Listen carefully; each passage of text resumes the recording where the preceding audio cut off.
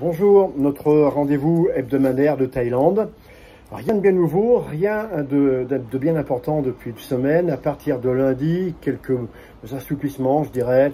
Possibilité de consommer de l'alcool au restaurant, ouverture de certains musées ou parcs nationaux, mais rien de bien essentiel. Les rares cas qui ont été détectés dans le pays provenant de Thaïlandais rentrant en Thaïlande et revenant de l'étranger. Comme le contrôle à l'arrivée est vraiment rigoureux, à l'arrivée, quatorzaine obligatoire, dont détection le premier jour, le cinquième jour, etc.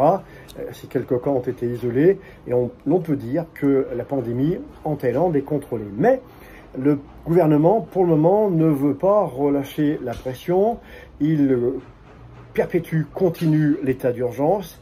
Et à propos de l'ouverture des frontières aux compagnies aériennes à l'international en juillet, rien de bien concret. Quelques rumeurs, mais pour le moment rien d'officiel. Et tout se joue en fait en termes d'informations d'une semaine à l'autre. Donc je ne manquerai pas, quand j'aurai des éléments officiels et certains, à revenir auprès de vous. Aujourd'hui, dans le cadre de mon activité de naturopathe à Pattaya, j'en profite pour vous dire que de nouveaux cours Pilates ont ouvert, que je vais bientôt ouvrir un cours de gym aquatique, que je prends des rendez-vous régulièrement pour des conseils en diététique et pour vous proposer un mode de vie. Donc je voudrais vous parler du sans gluten, du gluten et du sans gluten, les maladies qu'on appelle coéliaques, et qui touchent uniquement 15% des gens. Mais le gluten d'aujourd'hui, qui devient un problème. Pourquoi? Parce que le blé est complètement transformé et perclus de choses évidemment pas naturelles, d'engrais, de produits chimiques.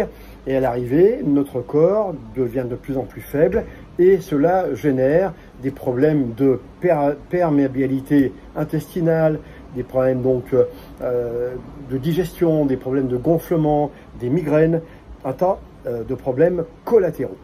Donc je vous conseille de donner priorité dans le cas d'un programme, d'un mode de vie alimentaire, d'un mode de vie de qualité, avec une bonne nourriture équilibrée, tout en gardant la notion de plaisir, c'est important, une activité physique indispensable et évidente, importante, ok, mais tout en gardant la notion de plaisir, d'éviter quand vous le pouvez le pain sans gluten. Nous avons mis par exemple au point, avec notre partenaire Dom Pizza à Pratamnak, une pâte à pizza sans gluten avec Health Hot Pascal, dont vous pouvez manger vos pizzas préférés avec dans cette pâte du sarrasin, du psyllium, de la coco, et ça donne un mélange qui est une tuerie au niveau gustatif et en même temps qui vous amène des fibres et qui vous permet d'aller consommer une pizza sans les effets d'une pizza qui parfois, bon, une pizza c'est bon de temps en temps, hein, mais là vous avez un produit santé, un produit bien-être, donc je vous le recommande.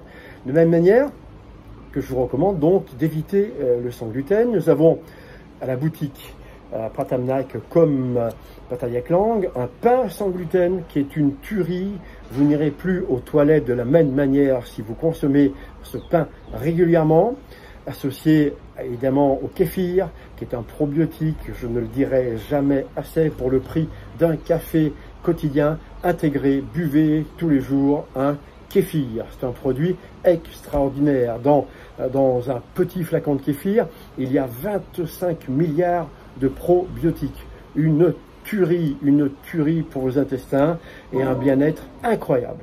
Ok, donc voilà, c'était aujourd'hui ma petite chronique autour du gluten. Je vous dis à très bientôt et je vous souhaite le meilleur du meilleur.